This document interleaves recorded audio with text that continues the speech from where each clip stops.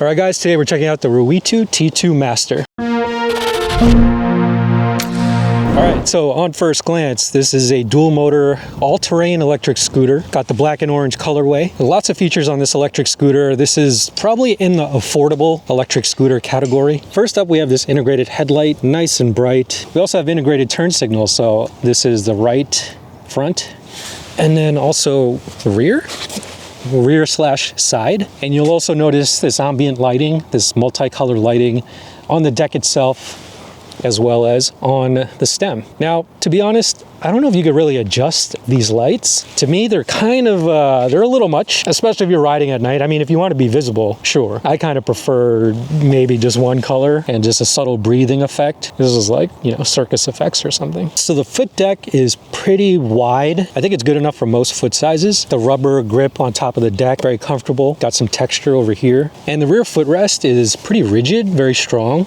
And this is definitely good for planting your rear foot when you're maneuvering. And sometimes we have electric scooters where this is flexible, or it's like part of the rear fender, so you're not really meant to step on it, whereas this is just super strong and just provides another point of contact when you're maneuvering. Also, the stem is adjustable, so it can kind of go down to these 3 points. I think this is probably too low, so probably these 2 points over here. So depending on your height, you can adjust it. You also got this carrying strap. I believe it's a carrying strap. You also have some faux carbon fiber accents on the fenders, on the front, and even on over here. So for the wheels, we have these 10-inch pneumatic tires, and the tread is kind of a dual sport tread, probably meant more for the streets. And like I said, it is a dual motor design. So both motors are 1200 watts with a 3200 watt peak. So plenty of power, definitely for inclines, for climbing hills. But keep in mind, when you are in dual motor mode, it is going to kill the battery. We're actually pretty low on this battery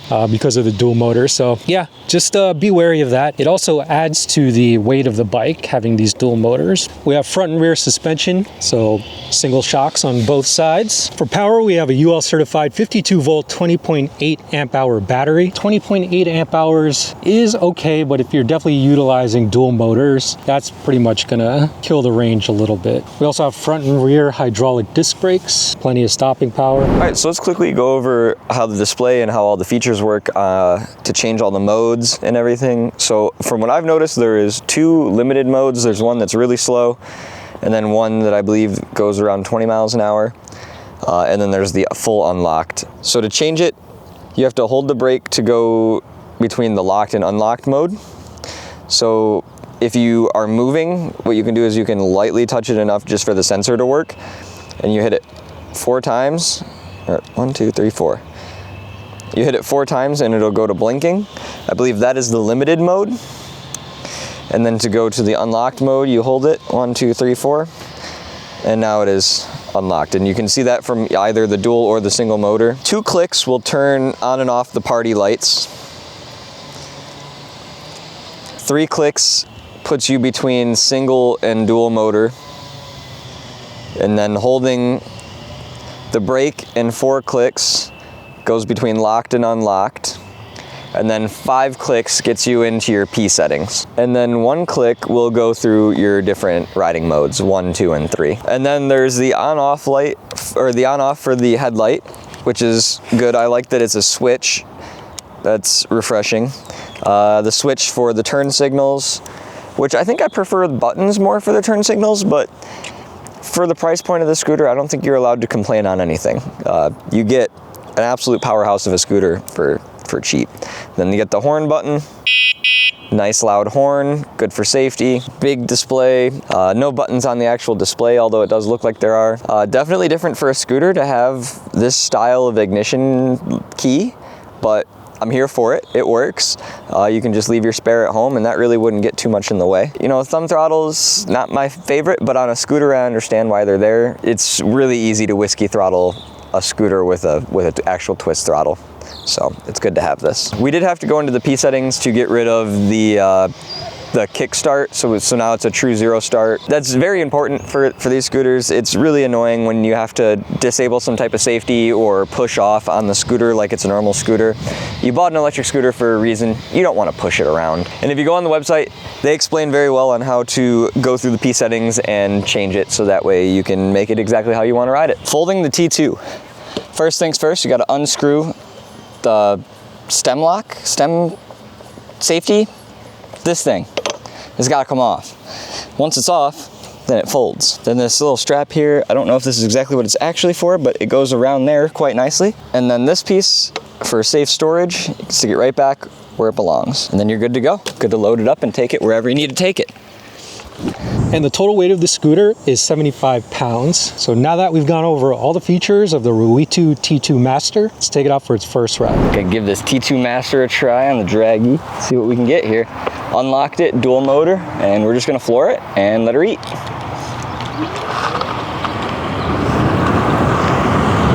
Okay. The display seems to be pretty accurate. I might lose my hat on this one. We're gonna leave the bucket hat in sport mode though. Hopefully she don't fly off. All right, 40 mile an hour. Yo, no way this bucket hat is surviving in sport mode right now. Little downhill coming up.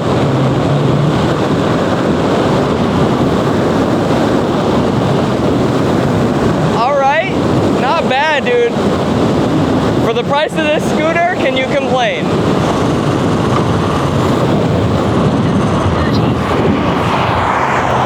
Woo, my eyeballs are bleeding. 3, 2, 1.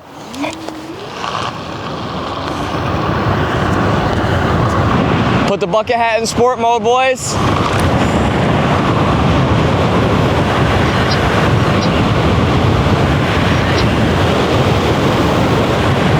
Man, this thing's not bad. For the price, this is it. I mean, the brakes work good, the speed is crazy. It's gonna rip my bucket hat off on this one. I'm gonna have to turn around for it. See if I can use the Dragy phone to aim.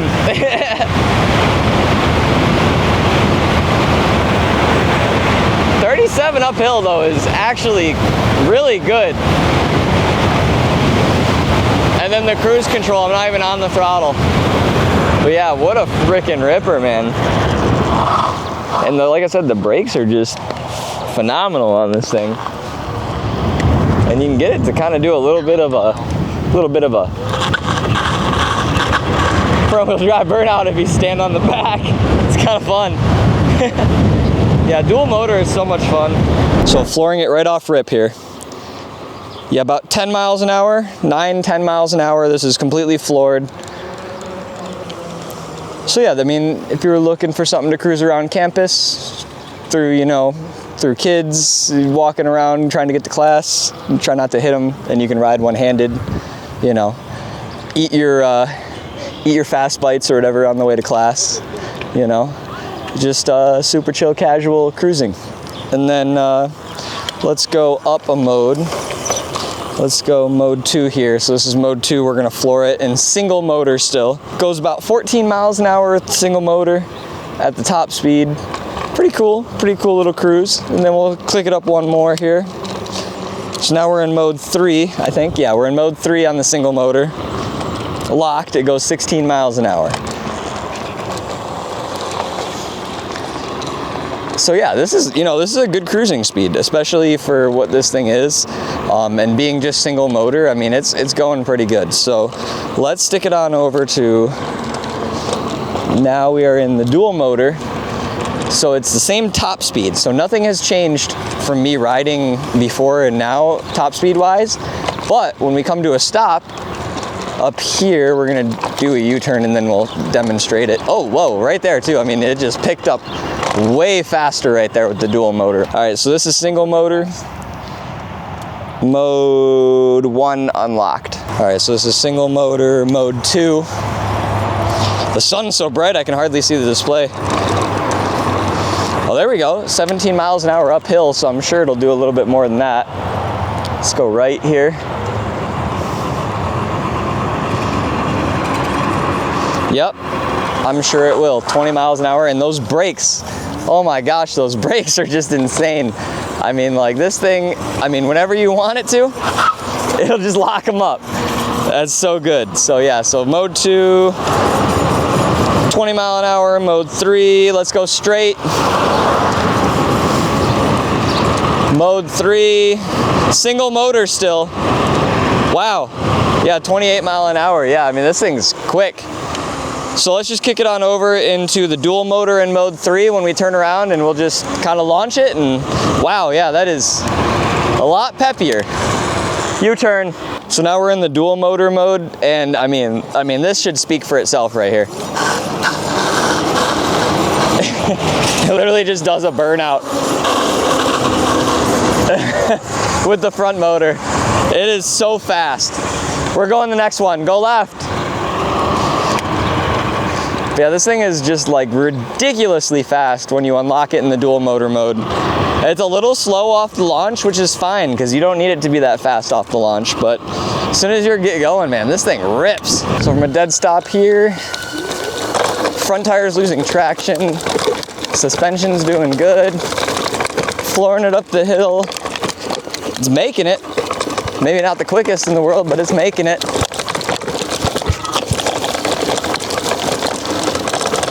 Yeah, I mean, would I want to take it off-road for 20 miles? No. But would I pop through a playground real quick just to hit a little jump? Yeah, maybe. And then pop back onto the streets and skirt away. I mean, especially if you get your tire a little wet. It just does a burnout all the way until like 20 mile an hour. It's so much fun standing on the back. Yeah, definitely a solid scooter. Maybe not an off-road scooter, but definitely multi-purpose and very quick.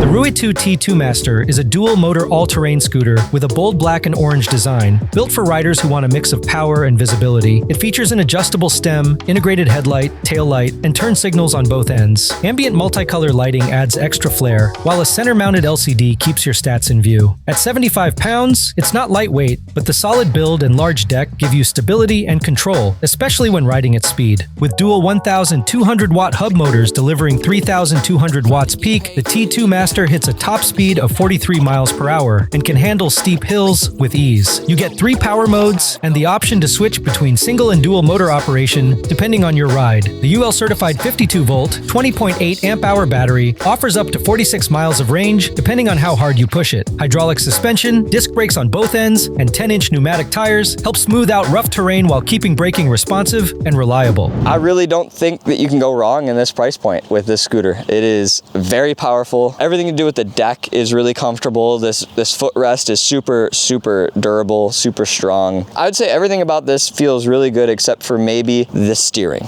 That's my only complaint about it, is it's a little tight. Maybe there's something we can do about it. But other than that, I mean, the tires are good, the brakes are crazy good, the deck's good, the display could be brighter, but it's still a very informative display. But if you're looking for a scooter with a bunch of smart features, maybe this isn't it. It's very bare bones, but if that's something that you're into, which it's something that I personally like about these types of scooters, is I like to be just me and the machine. And this was definitely a raw riding experience. This scooter having a 0 start is just super nice in comparison to other brands and other scooters where you have to like hit a brake or you have to push or any of that kind of stuff. You know, being able to just hit the thumb throttle and go, I mean, it speaks volumes.